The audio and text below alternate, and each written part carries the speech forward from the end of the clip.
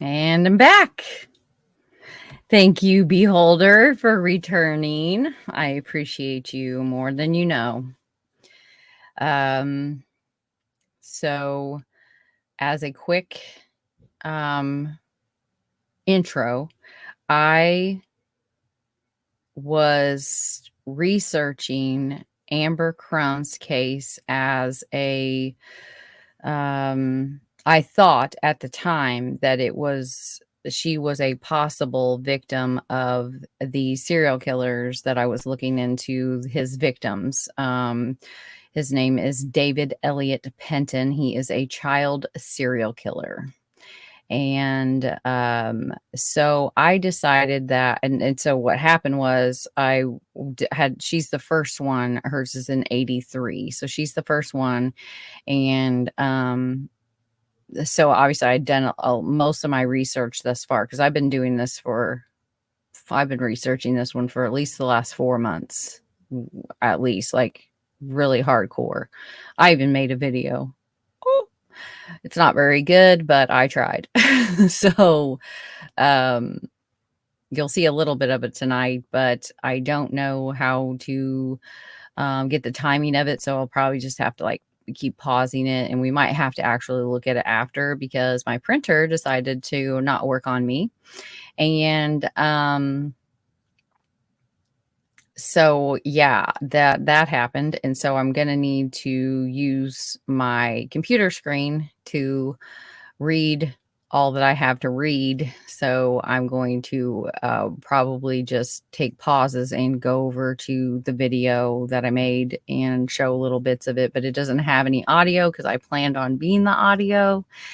And then I didn't have any ink in my printer. And some reason it's not connecting to the Wi-Fi. So there's that problem too. So it's just like, you know how it goes. But I have been wanting to get back to my passion of covering those cases that no one hears of. Amber Crum is one that I had not heard of until I did some research on David Elliott Penton.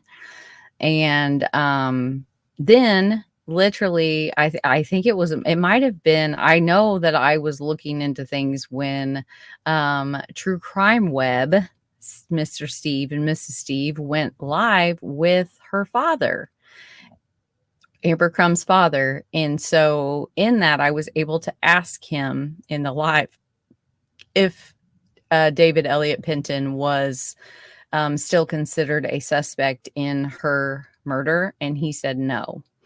So she's no longer a victim of David Elliott Penton, but I figured, this is a case that when you Google it, there's not a lot that comes up. True Crime Web was the first in a while, as far as like comprehensive coverage of little Amber. And so I figured, you know what?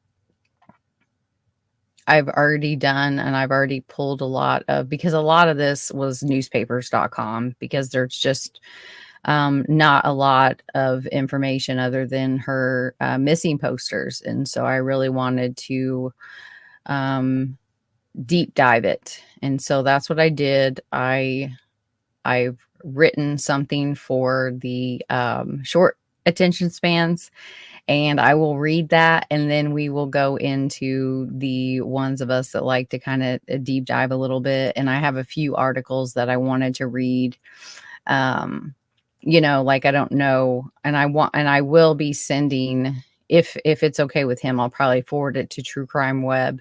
And if he wants to forward it to Amber's dad so that he has my research and all my notes and the links to my newspapers, that he can have all of that. And he did a great job on Mr. Steve's channel, True Crime Web. And like, while I don't have him to interview, I hope that he knows that his daughter, we think about, like, that we haven't forgot about her either. And so without further ado, let's say hi to a few people that returned. Thank you guys for being here. Lake, Beholder. CD, analysis of a crime. I know, I'm just going live all much. Oh, thank you so much. Let's get everyone here to share it. Get some more people up in here. I don't think I heard about this case. Yeah, it's a new one. And, and like, it is hard. I thought that doing it after doing a Greeno would help to get people here. Obviously, it hasn't worked out quite that way, considering from 15, there was 100 and some, and now there's 15. Yeah, people have lives too, like I have been on for quite a while, and I get that. But I was hoping that more people would come over, and that's okay. We're still going to cover it, and people can share it, and it'll be here for people to watch later. So, hey, Crime, how are you?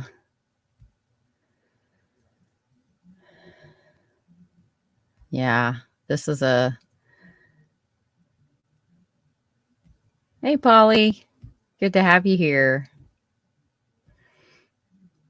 Yeah, this is one that is really important to my heart. And like I said, I've poured my heart into it and researching it. And I just hope that I do these next. I think I'm terrible. I can tell you all their names, but I'm terrible at numbers. So I think there are 9 that I found so far. And I'm sure there are more. This was a really bad dude, and some of them I have question marks on of whether they're related or not. But what led me to this was Shannon Sherrill. It's a case here in Indiana, in Thorntown, Indiana, and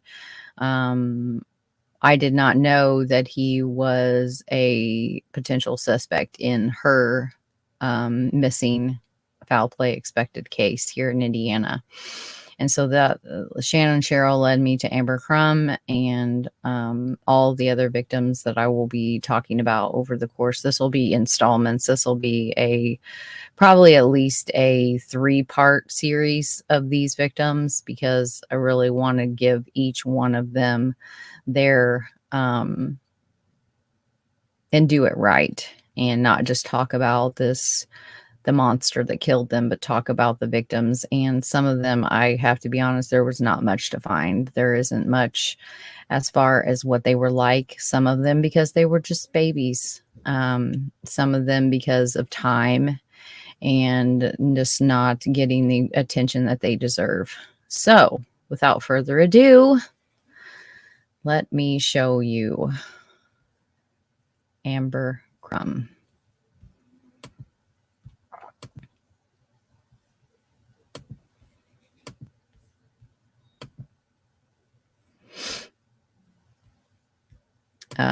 Real quick, this is the little, these are the victims that I will be covering in detail here in the next few weeks. Oh, went ahead of me. We have Amber Crum, Christy Meeks, Christy Proctor, Shannon Sherrill, Nigel Ross. Oh, I'm supposed to go. Amber Crum, Michael Penton, Christy Meeks, Angelica Gandera, Tiffany Ibarra, Christy Proctor, Ara Johnson, Shannon Sherrill, Roxanne Reyes, and Nigel Ross. And this is sweet, beautiful little Amber Nichole Crum. She was age 2 when she was taken.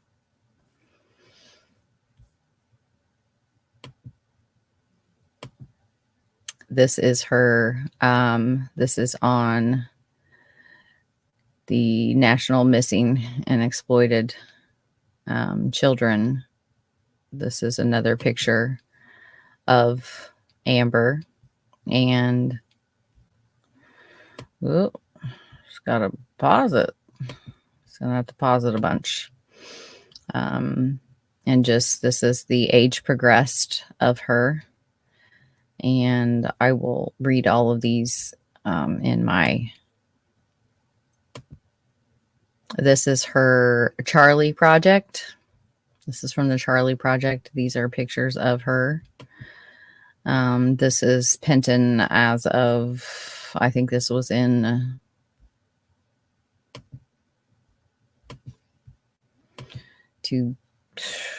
I think it was in 2009 maybe. But yeah.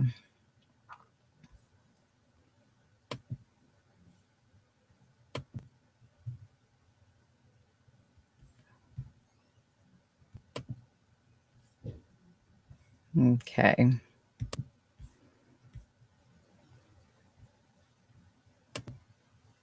All right.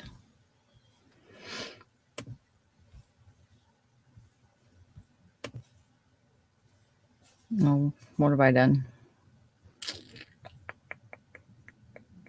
Yep. Just a second.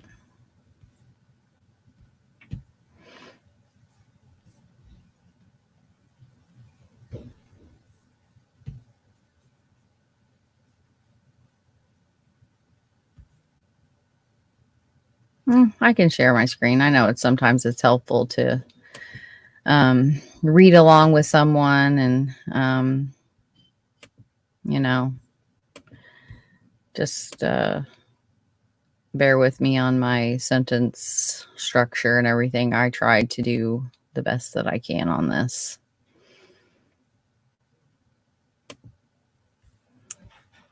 Amber Nichole Crum. On Monday, December 26th of 1983 at 9:45 a.m., Amber Nichole Crum, age 2, was presumed kidnapped from the parking lot of McDonald's grocery at the 800 block of Murdock Road, Dallas, Texas.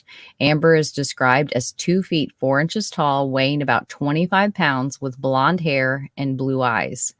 When last seen, she was wearing blue jeans, a light blue long sleeve shirt, a Dallas Cowboys windbreaker, a purple coat, and brown earth shoes. Amber has yet to be found. Amber Nichole Crum was born on September 25th of 1981 to Larry Crum and Stephanie Hughes Crum. Larry and Stephanie's divorce was final in December of 1983 after separating in January of 1993. Larry Crum, age 22. Hold on just a second.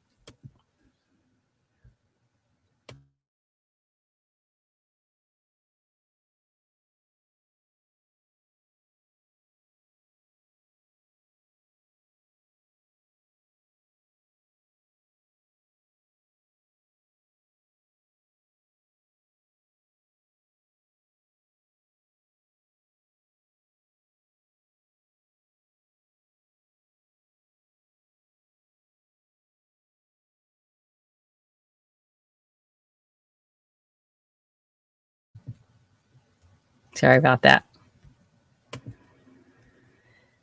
We'll just start over on that paragraph. Amber Nichole Crum was born on September 25th of 1981 to Larry Crum and Stephanie Hughes Crum. Larry and Stephanie's divorce was final in December of 1983 after separating in January of 1993.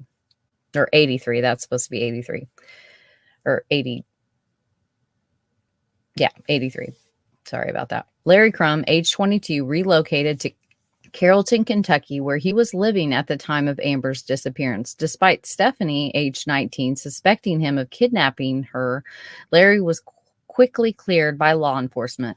Stephanie was living with her boyfriend, James Britton, also known as Britt Monroe, age 22, at 1120 Dowdy Ferry Road, Dallas, Texas, at the time of Amber's disappearance. On Monday, December 26, 1983, at 9:45 a.m., James Britton Monroe claims that he went into McDonald's grocery at 800 Murdock Road, Dallas, Texas, to get a newspaper. At a later date, he said, or the paper got it wrong, I'm not sure which, that he went to get paper towels and pop. He claims that he left Amber in his truck for a couple of minutes, and when he came out, she was gone. Police said that Amber could not have gotten out of the truck on her own, hence she was believed to be kidnapped. James Monroe's story soon came into question when Stephanie and Monroe failed to take polygraphs that were requested of them. I wasn't sure if it was failed to take. I know that they put off taking them, and then I was able to find no record of them actually taking the polygraphs in the papers. They kept saying that they would, but I was unable to find a definitive answer. Upon further questioning by law enforcement, Stephanie admitted that she believed Amber was dead the night before. She said she went in to check on Amber the night of the 25th, and she was cold to the touch. Based on this information, that there was no witnesses to Amber being in the truck, allegations of drug abuse. I will eat it in a minute. It's going to be a shorter one. Being in the truck, allegations of drug abuse and abuse in the home. Law enforcement arrested James Britton Monroe in January of 1984 at his work construction site in Garland, Texas. Monroe was a plumber.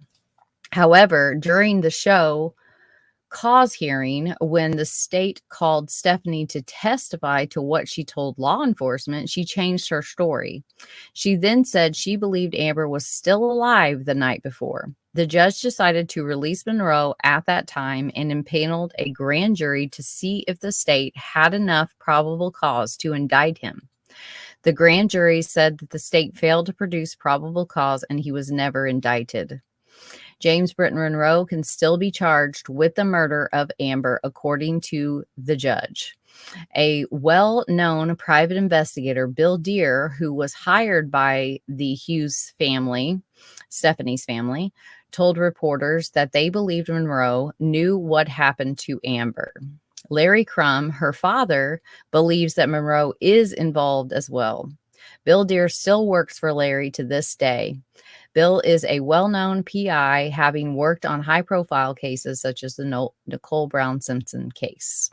In 2003 and 2007, David Elliott Penton was implicated in Amber's murder by his cellmate, according to reporters.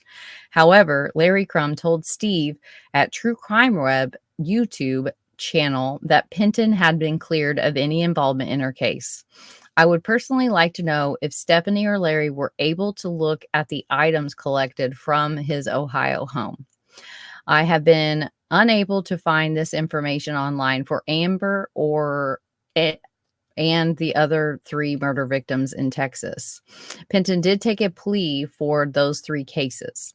Penton was in the military prior to 1984, and it is said to have been in Korea. This seems like it would be an easy way to clear him of involvement in Amber's case, yet he is still listed as a possibility on her missing persons page on the Charlie Project website.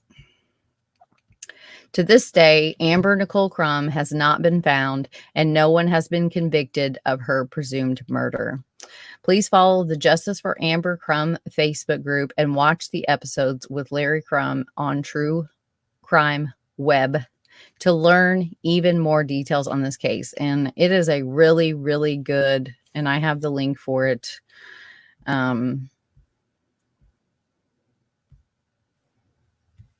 And let me go ahead and share these. Where is it? Which one is it?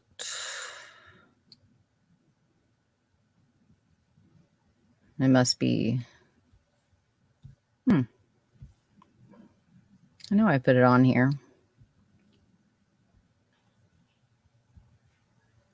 There it is.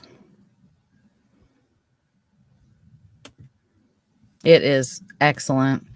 And he is just such a sweet man, her father. And definitely please go and check this out. It's a really good interview. And I'm so glad that Steve is able to help this family and to try to make any kind of move in this case. Oh, am I frozen?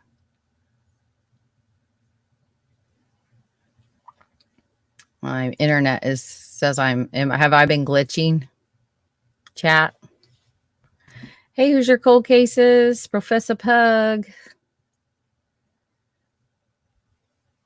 Yes, please like this video. It does help. It does help with the YouTube algorithm. Cheryl's case, I live in Indy. Yeah. She will be one that I'll be covering after the, victims that came before her.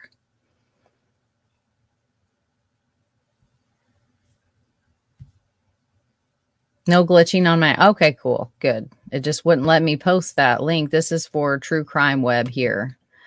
So this is the link to the live that he did with Larry, and it was really good. And definitely go check that out after this live and subscribe to him. He's awesome. Okay, good. It's got 2 confirmations that I seem good. Hey, Jack, how are you? All right. So now we're going to kind of do a little bit of a deeper dive. I have a few articles that I definitely wanted to share.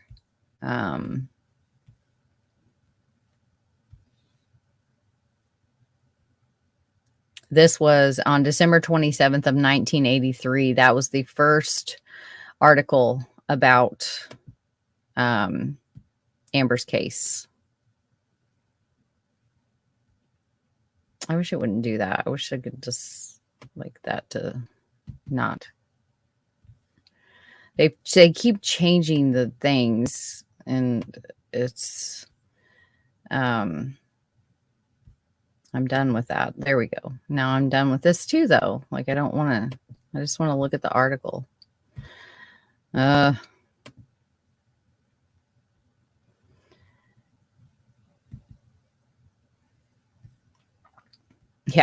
totally see that. Child, 2 years old, disappears.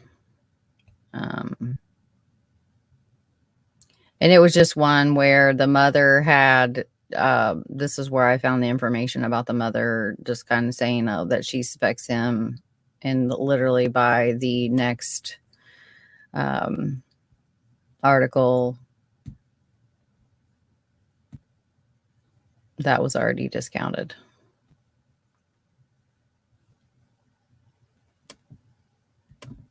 There, I did it. Father not suspected in Tott's kidnapping. Dallas police remain without solid leads in the abduction of 2-year-old girl, and the child's father, first considered to be a prime suspect, arrived in Dallas Wednesday night to help in the search. Blonde, blue-eyed Amber Nichole Crum disappeared from a pickup truck Monday morning while her mother's boyfriend was in a Pleasant Grove convenience store, police said. A.D. Johnson, an investigator in the police department's youth division, said police have received about a half a dozen tips, including some from Fort Worth and Greenville, but no positive leads that we can follow up on. Police said that their hottest lead evaporated when they found that the child's 22-year-old father, Larry Crum, who lives in Carrollton, Kentucky, was not involved in the abduction. Crum, who was divorced this month from the girl's mother, 19-year-old Stephanie Hughes Crum, after they separated in January, arrived in Dallas late Wednesday to help look for his daughter. Johnson said investigators initially were told that Crum might be involved in the abduction, but Carrollton, Kentucky Sheriff's Department told them Crum had been in the county the whole time of this ordeal, which ruled him out as a suspect. Johnson said police did not ask Crum to come to Dallas, and any help he can give us, that's great. We'd appreciate that, Johnson said.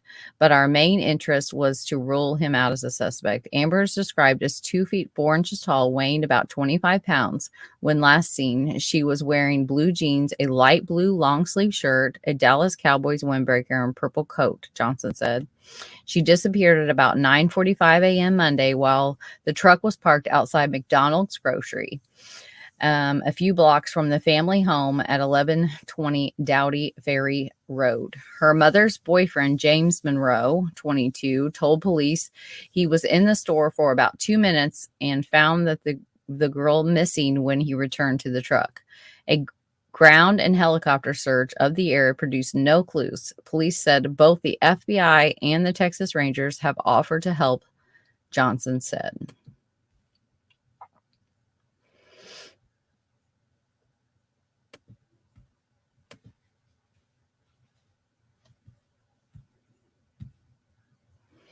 While Dallas police on Friday will continue their search for 2-year-old Amber Nichole Crum at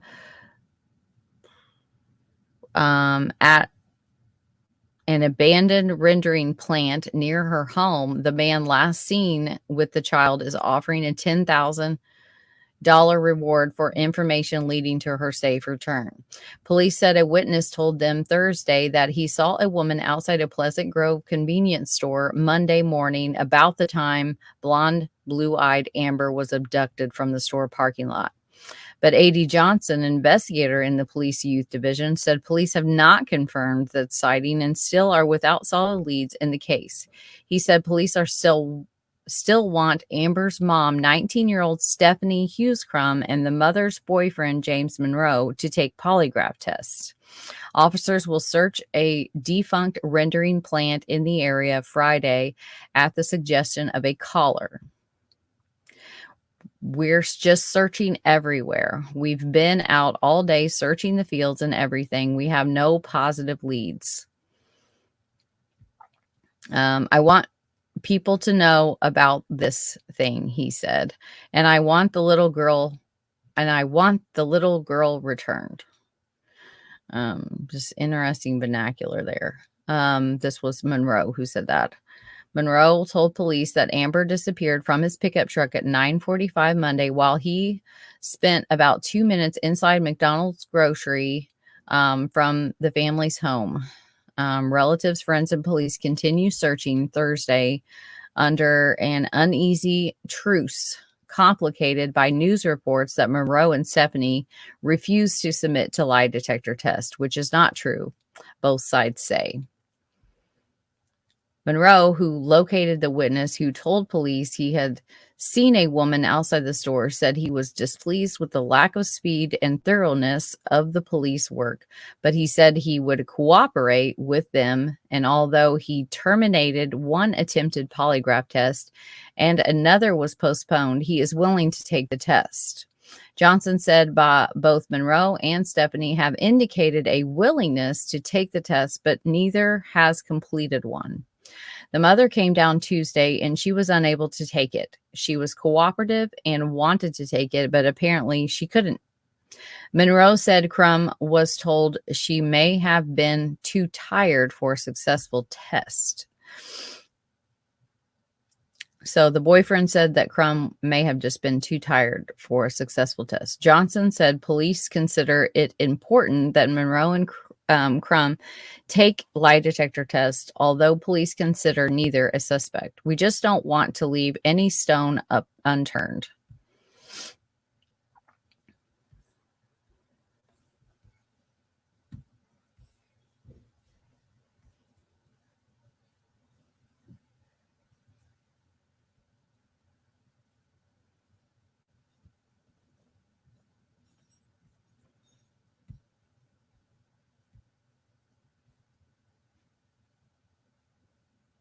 Hey, goat dog. So annoying. Dallas man arrested in girls kidnapping. So 22-year-old Dallas man was arrested Friday in connection with the December 26th kidnapping of 2-year-old Amber Nichole Crum. A Dallas police spokesman said a warrant for probable cause was obtained to arrest the man for questioning. At this point, we don't know what his role may have been in this case, the spokesman said. Police say they still have no clues to where the blonde, blue-eyed child is or whether she is alive. Amber disappeared, and we know all of that. We've read that several times now from McDonald's parking lot while her mom's boyfriend ran inside to get either a newspaper or paper towels and a soda pop. James Monroe, 22, the boyfriend of Amber's mother, 19-year-old Stephanie Hughes, told police that he was in the store for about 2 minutes and found the girl missing when he returned to the truck. Police initially suspected the girl's father.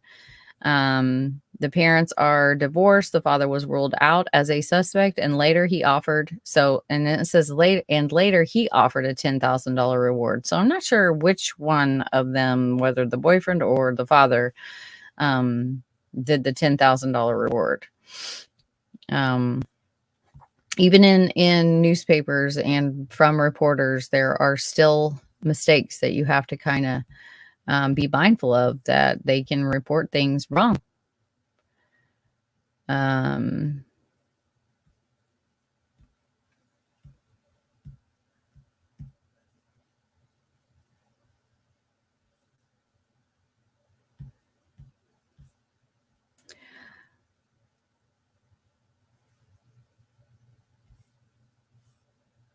Dallas, James Britton Monroe, the 22-year-old plumber accused of murdering 2-year-old Amber Crum, remained in the Dallas County Jail Tuesday night after prosecutors were granted an extension in a hearing on a defense motion to release him or produce evidence against him. Late Tuesday, Judge Don Metcalf granted Assistant District Attorney Bob Phillips an extension until 9 a.m. Wednesday to research the law. Dallas attorney Kevin Clancy sought the hearing to learn details about the state's case against Monroe and to attempt to get his $50,000 bond reduced. My contention is my man is being illegally detained and we want him released from jail, Clancy told the judge. Unless the prosecutors arrange to have Monroe indicted before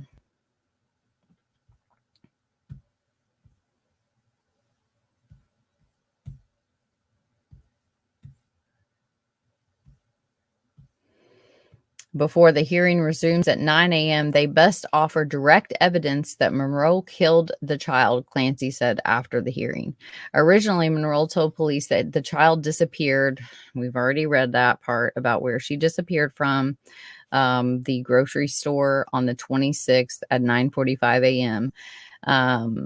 The police said that they have been unable to find a witness who saw the child in the truck or who saw anyone approach the vehicle.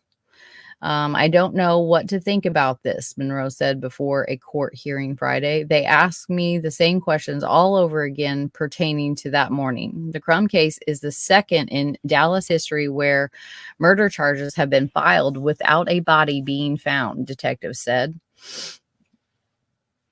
The case is pending before a Dallas County grand jury, said a spokeswoman in the district attorney's office. Monroe is the boyfriend of the child's mother, Stephanie Hughes, 19.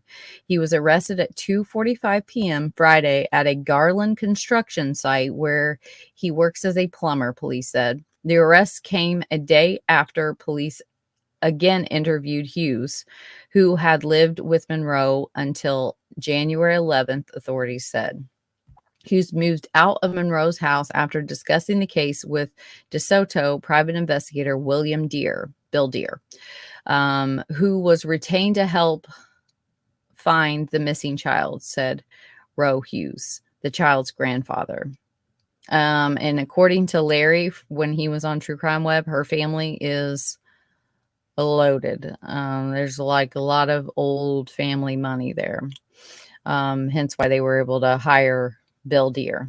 Police still are searching for the child who was last seen by her mother on Christmas Day.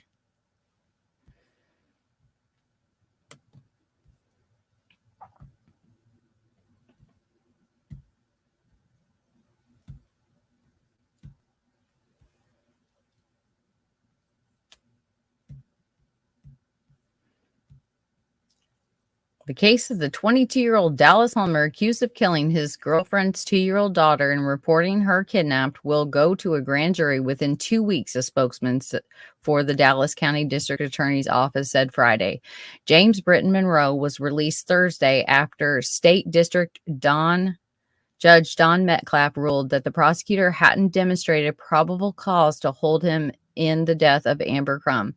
Monroe was charged with the murder Monday, and the charge will remain until the grand jury indicts him or declines to do so, prosecutors said.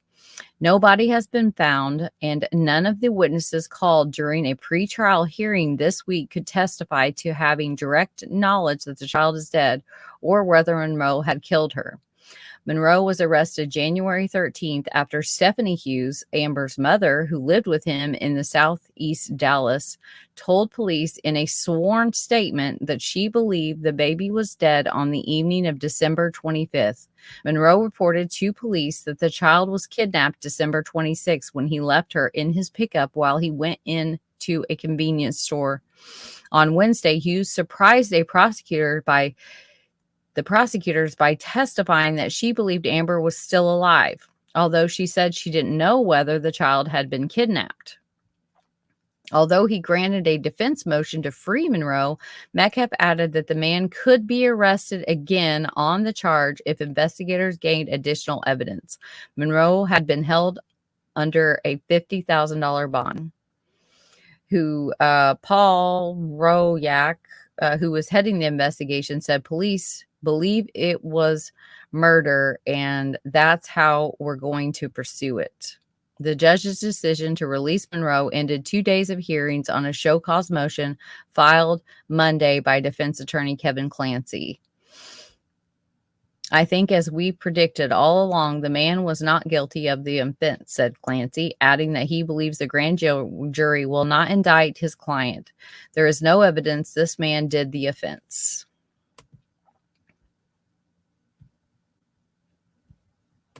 And then, unfortunately,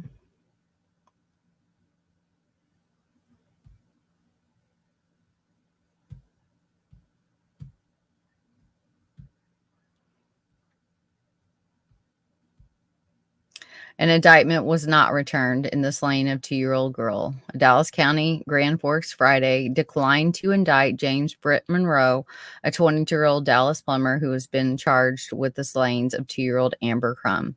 Monroe was released from Dallas County Jail January 19th after State District Judge Don Metcalf ruled that prosecutors had failed to show probable cause why Monroe should be held on a charge of killing his girlfriend's daughter on Christmas Day. He remained charged with the crime, however. Metcalf referred to the case to the grand jury, which decided not to indict Monroe. The judge said at that time that Monroe could be arrested again if investigators were able to gain additional evidence. Monroe told police that Amber was kidnapped December 26 from his truck while it was parked outside a southeast Dallas convenience store. Police believe that Amber was killed in Monroe's home where he lived with the child and her mother, Stephanie Hughes, 19. The child's body has not been found.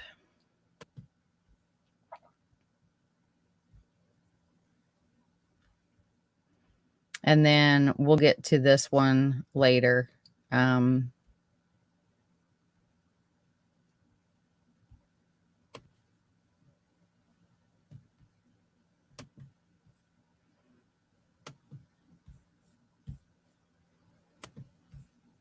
if you have any information, this is the Dallas Police Department's phone number.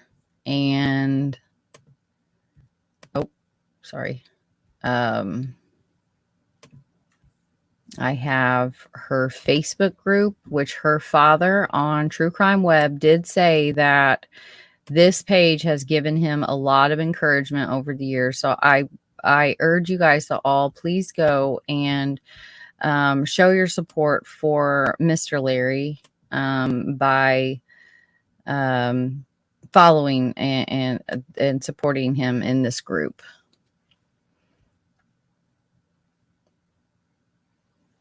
Oh, hey, True Crime Web. How are you? Spoke with Bill Deere a few weeks ago in his 80s, and his memory of this case is sharp and clear. Absolutely brilliant. Oh, good. Good. It is so sad, and all of these years have gone by, and her poor dad, you can just see the angst in him and wanting resolution for his daughter. And I hope he gets that. And like I said at the beginning of the show, Steve, I had this in my, I was researching David Elliott Penton and Amber, her murder being in 1983 was the first one that I was researching. And I'd done a bunch of this work prior to, literally, I was researching it when you went live with her story with Mr. Larry. So I decided to go ahead and do her and not add as much about Penton, obviously, just in order to it is a part of some of my things. And I tried to cut out as much as that as possible, but I thought it was important to tell her story, and you and Mr. Larry did such a good job. And I just wanted to add to that and just to be someone else that he knows that there's support out here for him. And I have all of my notes that I just read off, and I would be more than happy to send it to him. And if there are any corrections or anything that he wants to add to it, I would love to assist in any way that I can. Like her half sister, it's scary. I do have that. I don't know. NamUs might be. I don't know if it was on NamUs, or I know it's on. I didn't show NamUs though. But yes. Yeah. Well, here's one of the age progressions. This one's a little bit different. This is the one on NamUs.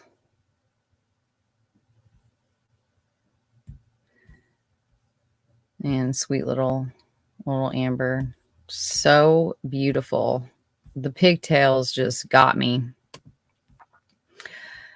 And the contacts on here just says Dallas Police. Clearinghouse. And then the FBI Dallas field office. Oh, they actually have a number on here. 972-559-5315. 2 years old. It's been 41 years. That is a few years shy of how long I've been alive. It's time for justice.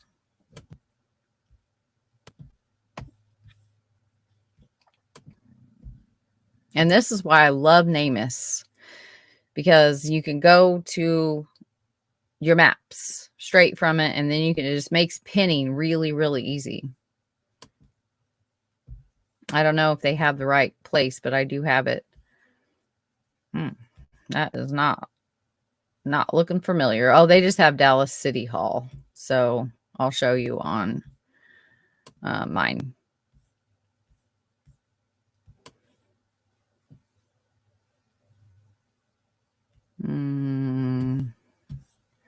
Wrong area on the map.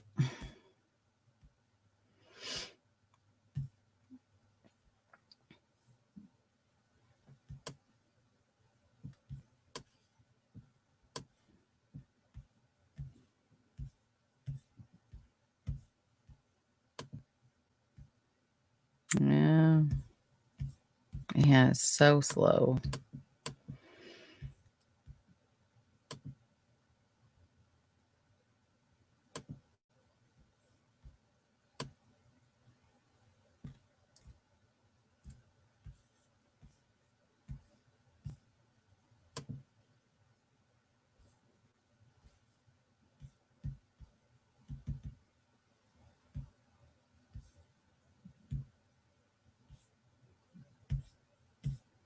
Yeah, it just won't zoom way better when you can just expand it, but it's not working.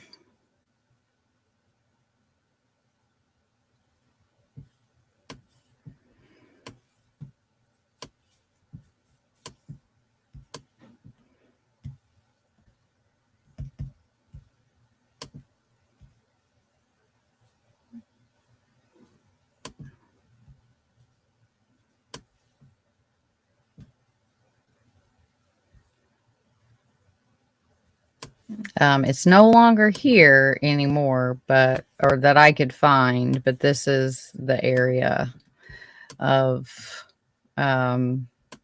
Murdock, where the McDonald's grocery was at one time. And I think I have it on.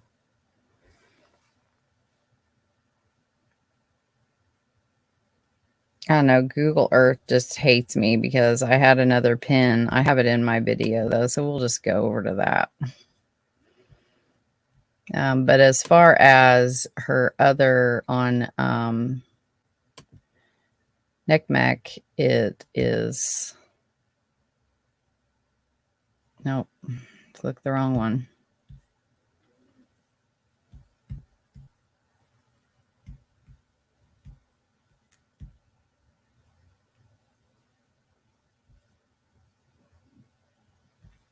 Is this the one that you're talking about? True Crime Web? That looks like her half-sister. So, missing since December 6, 1983, Dallas, Texas, date of birth September 25th of 1981, 41. She would be 41 now. Female, white, blonde hair, blue eyes, 2'4", 25 pounds. 83. I think 41, so she's been missing for 39 years, not 41. I had that mixed up. Still, that's just unacceptably way too long, you know.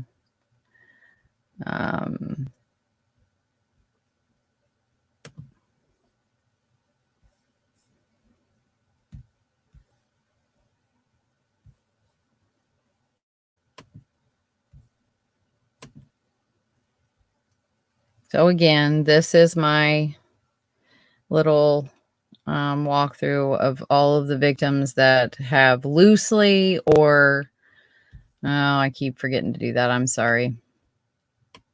I had a little trouble with my printer, so I wasn't able to like show these while I was reading, but Amber Crum was on 12/26 of 1983. Michael Penton, 11, that was November of 1984. And then we moved to Christy Meeks. She was just 5 years old. That was on January 19th of 1985. And then Angelica Gandera, 11 years old, on July 14th of 1985. And then a victim that he released and helped with the sketch of him and helped catch him was on February 12th of 1986. Christy Proctor, February 15th of 1986. And then we go to Ara Johnson, 5, on April 2nd of 1986. Shannon Sherrill, 6. This was the Thorntown, Indiana one that led to all of this, on October 5th of 1986. And then Roxanne Reyes, 3 years old, on November 7th of 1987. And then I have messed up here with Nidra. She was his last victim, and she was 9 years old, and that is April 31st of 1986. That is Penton. He was 35 at the time of his arrest for Nidra Ross's murder in Columbus, Ohio. The places that he has lived are Belton, Texas, Fort Hood, Korea, and he is serving one of his 3 life sentences. He received 1 life sentence, and he is eligible for parole in 2027, but he will just be shipped to Texas to start serving his next 3 life sentences. And I am going to cover each one of these cases because I don't know. I have a feeling that, like Amber, I think that, I don't know, I wish there was more information to be found, and I wish there was more that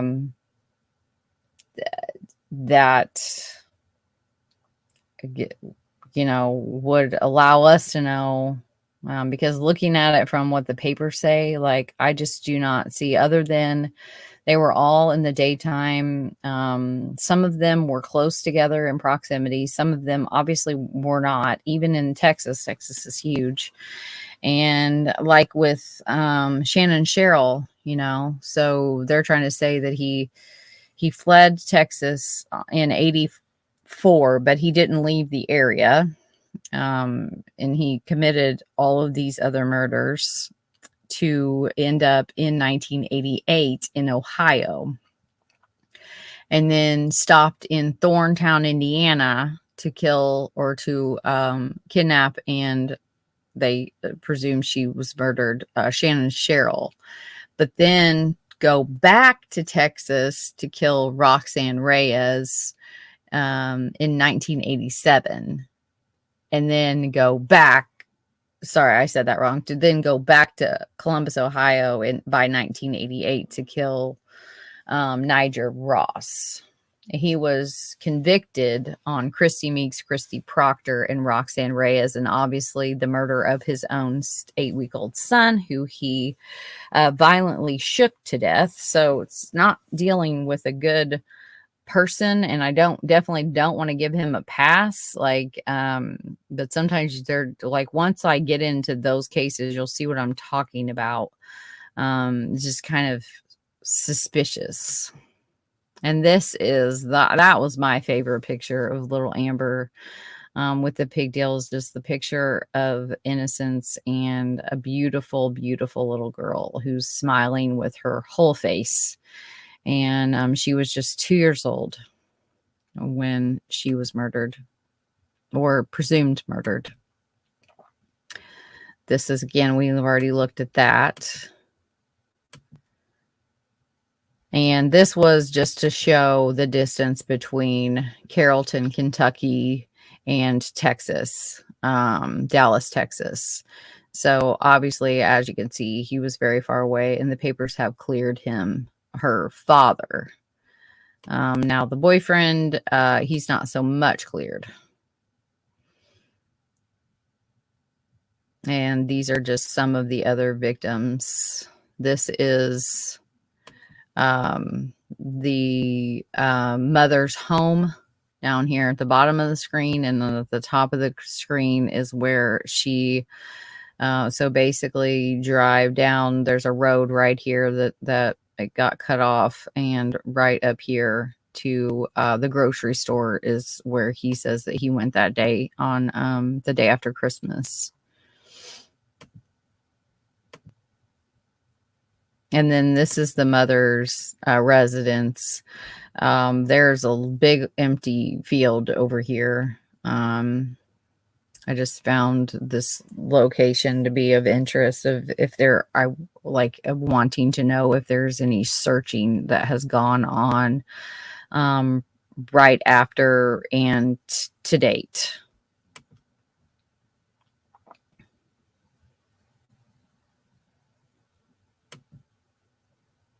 Again, this is the road that the grocery was on. That is Penton. And True Crime Web, make a difference. And this is Mr. Larry, and this is Mr. Steve.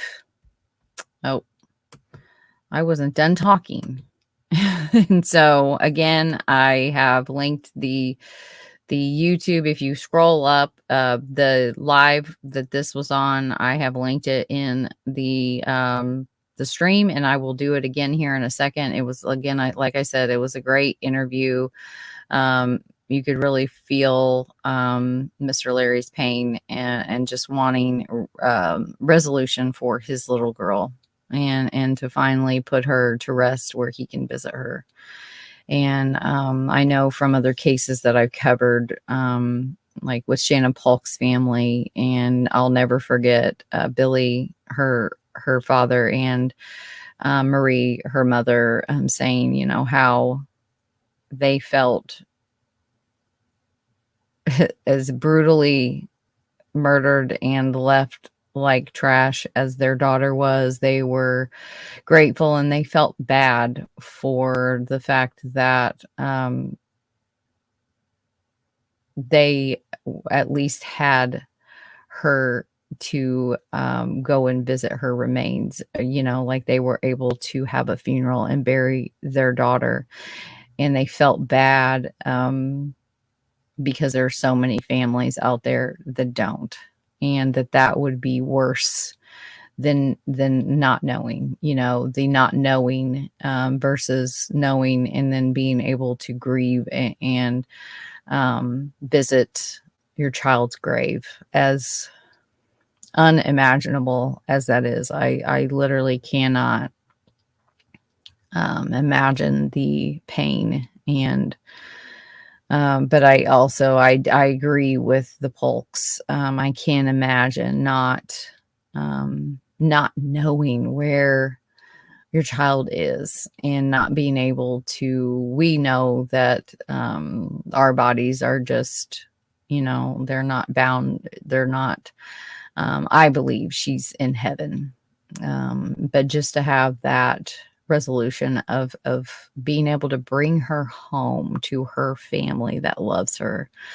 I wish that could happen for him. I really do. Again, that tip line is, or the Dallas Police Department is 214-671-4268. And that starts my next case. So that is all I have for Amber.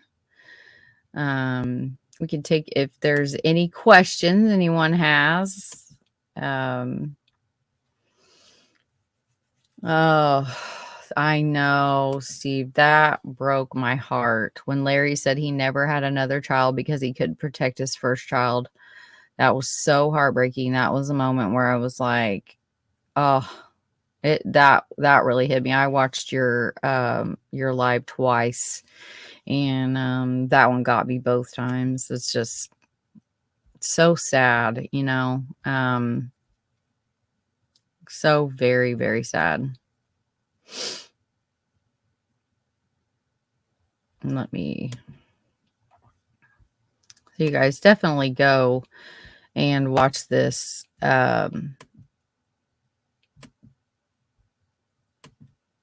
live with that True Crime Web did with Larry.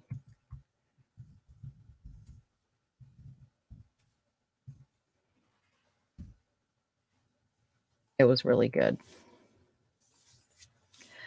I would ever fall asleep ever again if one kid missing. I know, hybrid. Yeah. The unknown would be the worst case scenario. I agree.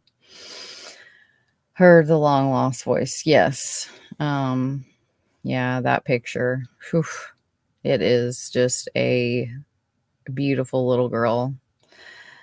I have to eat. I'll be back in a bit. That's good.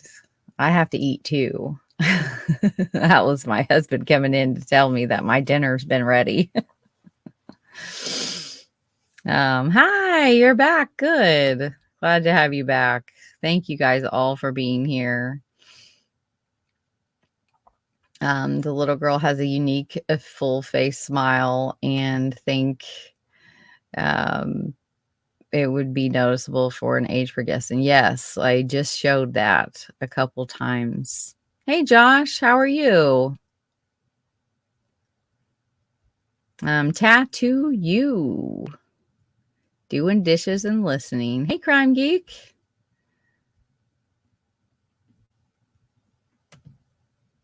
Patterned warm one day, get hammered big time the next. Yeah, that sounds like Indiana.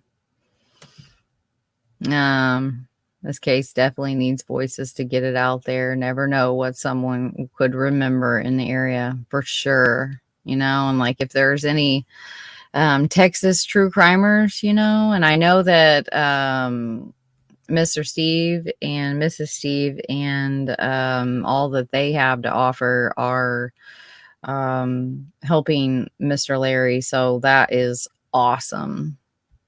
Hey, Chaotic.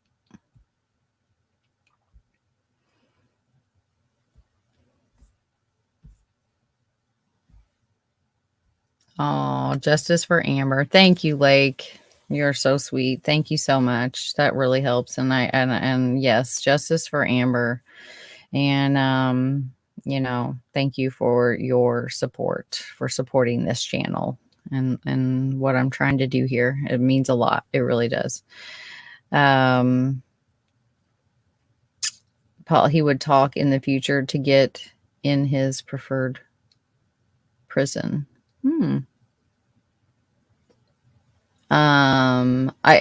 This one has been Mr. Steve on and Mr. Larry. Mr. Larry, I had asked in True Crime Web's chat, and I'd said it at the beginning and in the middle, but again, Amber Crum was not linked to the David Elliott Penton. It was one where I had done a bunch of this before I watched that live. I'd never heard of this case before I started studying and researching. It started with Shannon Sherrill here in Thorntown, Indiana in 1986. She was just playing hide and seek with the friends in her neighborhood, like a big old group of like 10 kids. And little Shannon Sherrill just vanished. She was there and then she was not there. She was just gone, and she has never been found to this day. It's been 36 years. And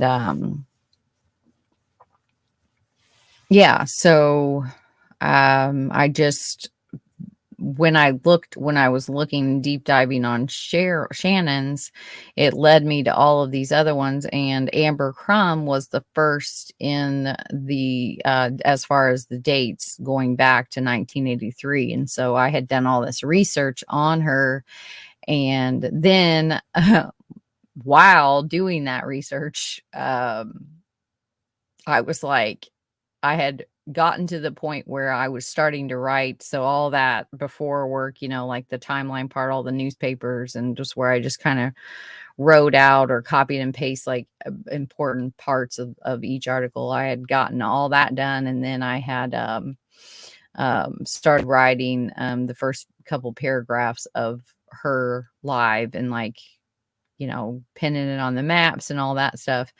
And when True Crime Web went live with Larry. So it was super cool because here I am. I'm like, oh my gosh, I was literally just researching this case like 5 minutes ago. So it was pretty cool. And then to see Mr. Larry on there, and he had answered that question for me, that the FBI has told him that David Penton is not a suspect in the murder of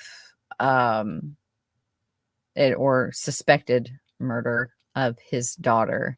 And if you go and watch that episode with Mr. Larry, like, he does a great job of advocating for his daughter. And I just wanted to add the newspaper articles that I found and just kind of do, a short little write-up for her based on those newspaper articles, and then do kind of a deeper dive. So thank you all so much for being here tonight for both of my lives. I got them both done, and I will be going live with some of the other missing and murdered victims of David Penton here in the next. I'm not sure if I will go live tomorrow. If there's something that I may be doing, and if I don't do that, then I will have the time and I will, but I don't want to commit to that quite yet. But definitely in this next week, we're going to be, I'm going to try to shoot for having at least another installment of it done by Tuesday.